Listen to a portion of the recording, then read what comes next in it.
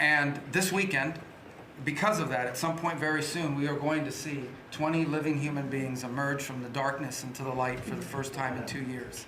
And that is because not only were you used the credibility and the power and the prestige of this office and the relationships you created, and you committed yourself to making it happen. And I think it will go down as a historic moment in the history of our country, and something our country should be very proud of, that we have a president that's committed to the, not just peace, but to the human aspect of reuniting these families. Okay, any other questions?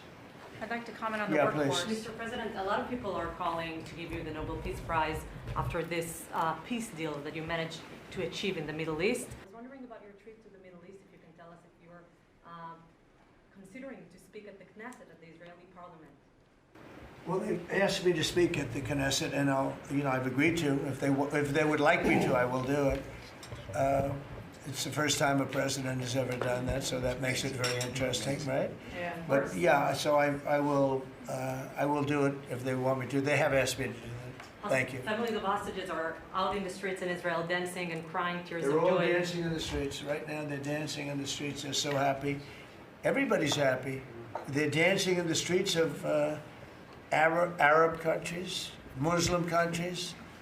I've never seen anything like it. Everybody is happy. Mr. President, looking ahead, what guarantees Hamas disarms and that Israel doesn't resume bombing? Well, the first thing we're doing is getting our hostages back, okay? And that's what people wanted more than anything else. They wanted these hostages back that have lived in hell like nobody has ever even dreamt possible. And after that, we'll see. But they've agreed to things, and I think it's going to move along pretty well. But what is phase two? When does it I'm not begin? going to talk about that because you sort of know what phase two is, but there will be disarming, there will be pullbacks, there will be a lot of things that are happening. You know, I gave you a whole list of 22 different things that will take place. And I think it'll take place, and I think you're going to end up with peace in the Middle East. But we have to get our hostages back. And we weren't going to do it at the end. We're going to do it at the beginning. We said we want them at the beginning. We're not doing it. You know, we got the hostages back. We did, as a group, with Steve and Jared and Marco and me and all of us. We got the hostages back. We got many of them back. Many, unfortunately, were dead. But we got many back that are now living with their families, with their parents in many cases, and with their husbands, families, wives. Many of them, they celebrate all over. They're the ones that are celebrating the loudest. They're all over. There are a lot of them that we got out.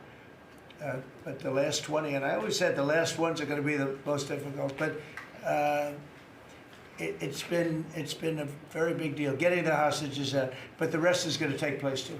And can you promise Palestinians they will be able to stay?